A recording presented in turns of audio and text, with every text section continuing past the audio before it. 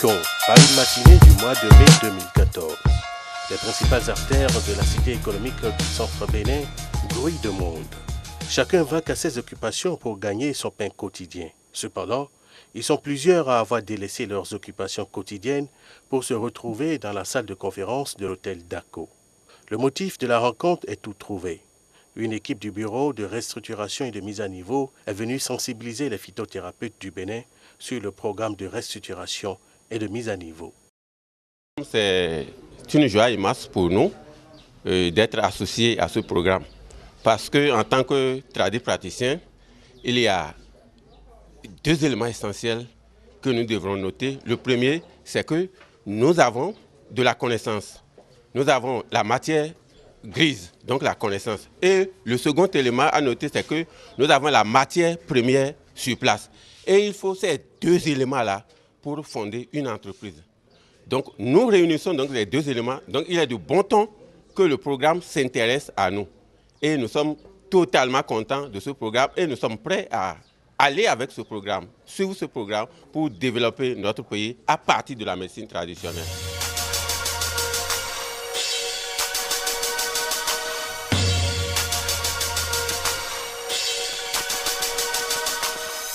Bien que confrontées à plusieurs facteurs handicapant leur développement, les entreprises industrielles béninoises n'ont pas le choix d'améliorer leur compétitivité pour assurer leur suivi et la pérennité de leurs activités.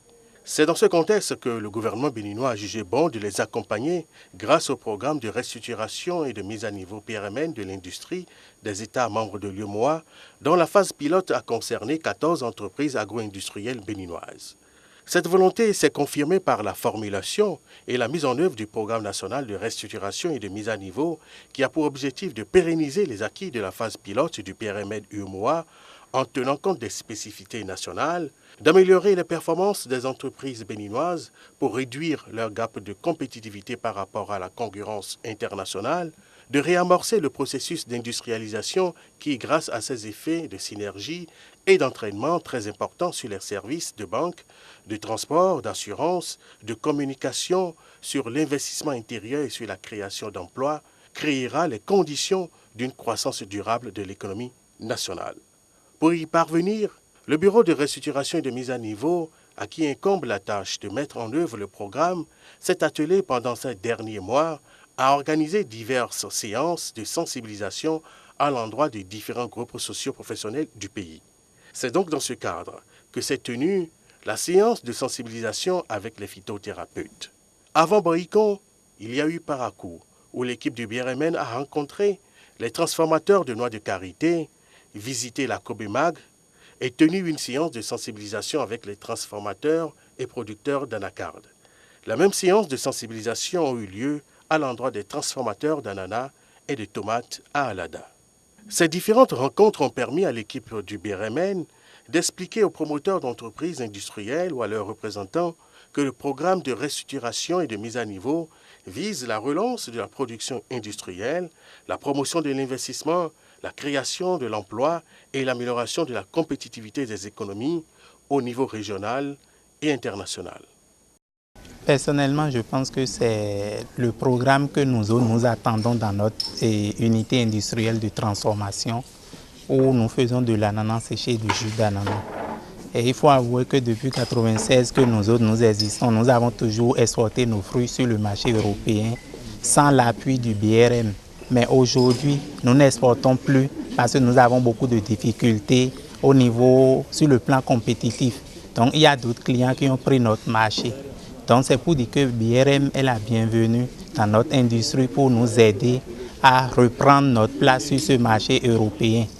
Donc nous souhaitons vivement, c'est un bon projet pour nous de toute façon. Je leur ai dit qu'il y a beaucoup d'avantages pour adhérer au programme de mise à niveau. Le seul fait déjà que nous vous apporte une assistance technique, qu'on on vous apporte un service non financier, c'est-à-dire le diagnostic est quelque chose de fondamental.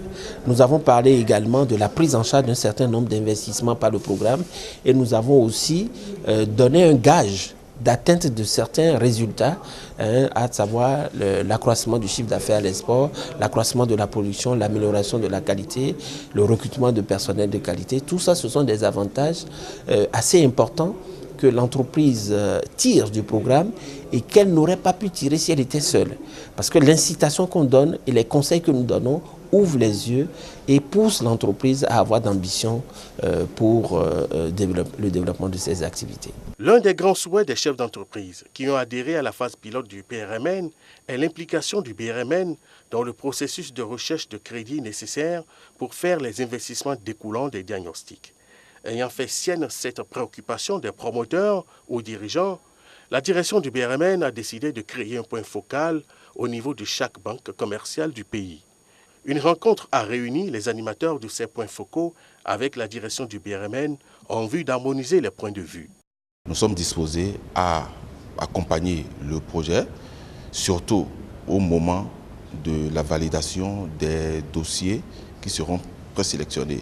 Lorsque les dossiers seront présélectionnés et on aura à faire le financement, il suffira juste qu'on nous laisse un peu de temps pour que nous, on puisse approfondir le dossier et valider à notre niveau.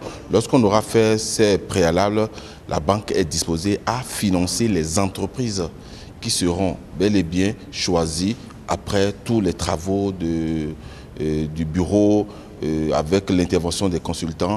Pour atteindre ces objectifs, le BRMN a également d'œuvrer au renforcement ou à la création des structures techniques d'appui aux industries nationales. Ces structures techniques d'appui dénommées Centres techniques industriels constituent pour les petites et moyennes industries PMI une planche d'appel indispensable pour le grand saut pour la compétitivité, pour l'innovation, pour l'amélioration de la qualité et pour le développement des exportations. C'est le bureau d'études A2 Consulting qui a été sélectionné pour produire l'étude sur la création des centres techniques prioritaires d'appui aux entreprises industrielles et des BTP. Un atelier a été organisé en vue d'amender, d'enrichir et de valider le rapport du bureau d'études.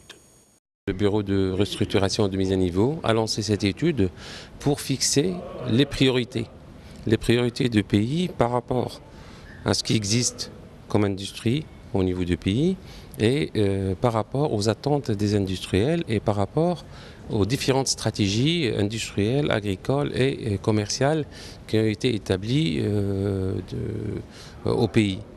Donc cette étude, on a pu arrêter un peu aujourd'hui le choix des centres techniques à créer, à savoir après traitement des données stratégiques et du secteur. Donc on va créer normalement un centre technique agroalimentaire, y compris l'emballage, avec l'emballage, et un centre technique pour le matériau de construction, bâtiments, et bois et ameublement. Une récente étude de l'Institut national de la statistique et de l'analyse économique montre que le secteur industriel béninois présente des caractéristiques peu reluisantes, avec une contribution au produit intérieur brut estimé en 2000, 2009 et 2010 respectivement à 8,5, 9 et 7%. Le tissu industriel béninois est faible et très peu diversifié.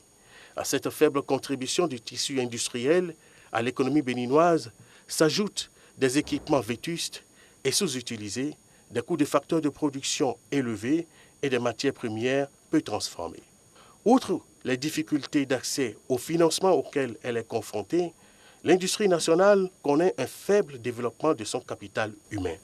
Ce sont ces différents constats qui ont amené le gouvernement béninois à s'inscrire dans la logique de la pérennisation du PRMN. Je me réjouis particulièrement de l'effort financier que le gouvernement a consenti au lendemain de l'adoption du programme en mettant déjà en place pour l'exercice 2014 un montant de 2 milliards 639 de francs CFA pour soutenir les entreprises éligibles. Mes chers amis, chefs d'entreprise, réjouissons-nous car nous ne sommes plus des laissés pour compte, comme on a tendance à le croire. Par le programme de restructuration et de mise à niveau, le gouvernement vient de nous aider à moderniser nos outils de production, nos méthodes de gestion et de management à améliorer nos compétitivités. À peine 20 jours se sont écoulés entre le lancement du PNRMN et l'atelier de sensibilisation et d'information sur le programme de restructuration et de mise à niveau des entreprises organisé par le BRMN à l'endroit de l'Association nationale des industriels du Bénin. Ce fut l'occasion pour le docteur Erilius Tonato de faire remarquer l'importance que le gouvernement a commencé à accorder au programme. Pour le directeur général du BRMN, ce soutien va permettre au PRMN de se développer. Il a invité la SNIB à se joindre à sa structure pour la formulation des plaidoyers de financement en faveur du programme. Pour le président de la SNIB, qui est en même temps le vice-président du comité de pilotage national du PRMN, Loco Raffin, tous les industriels doivent accompagner ce projet qui a permis à beaucoup d'entre eux de se développer. Les membres de la SNIB se sont montrés aussi engagés à relever le défi de la relance de l'industrie nationale via le PRMN. C'est un très bon programme parce que c'est heureux que les autorités se penchent sur le problème de l'industrialisation. Nous avons bénéficié de la phase pilote. Maintenant, c'est la phase nationale qui est en cours et nous sommes en train de nous préparer pour nous lancer aussi dans ce, puisque c'est un programme permanent. Je pense que c'est un très bon programme et que toutes les entreprises, surtout les entreprises industrielles du Bénin, doivent hâter le pas et pour aller rejoindre. Ça, je pense que c'est une très bonne chose. Le rôle de la consultance nationale est primordial pour la réussite de la phase nationale du PRMN. Raison pour laquelle le BRMN a confié les experts qui seront amenés à faire en amont le diagnostic des entreprises à une séance d'information et de sensibilisation. Les consultants nationaux ont été briefés comme il se doit sur le PRMN et l'importance de leur rôle dans le processus de mise à niveau. Les consultants ont tout à gagner dans ce programme-là. Ce n'est pas les industriels seulement qui ont gagné. Parce que, premièrement, les consultants qui n'ont pas un bon niveau seront mis à niveau. Donc, au plan de la compétence, ils vont acquérir de la compétence. Deuxièmement, ils ont du travail, des missions en permanence avec le bureau de remise à niveau. Si nous avons de très bons consultants, on aura une série d'emplois qualifiés qu'on pourra mettre à la disposition des industries. Et figurez-vous que si on a des industries vraiment qui sont mises à niveau, restructurées, mises à niveau, nous pouvons gagner la bataille de l'emploi. Nous pouvons gagner la bataille de l'exportation. Nous pouvons gagner la bataille de la croissance durable dont on parle le gouvernement. Comme on peut le constater, l'équipe du BRMN ne se ménage pas un seul instant pour atteindre ses objectifs. Elle est sur tous les fronts pour expliquer aux concernés l'importance du PRMN dans la relance du secteur industriel béninois. Consciente de la mission qui lui a été confiée, elle est plus que jamais décidée à œuvrer pour la relance de la compétitivité de l'économie béninoise par le biais d'entreprises industrielles performantes et prospères.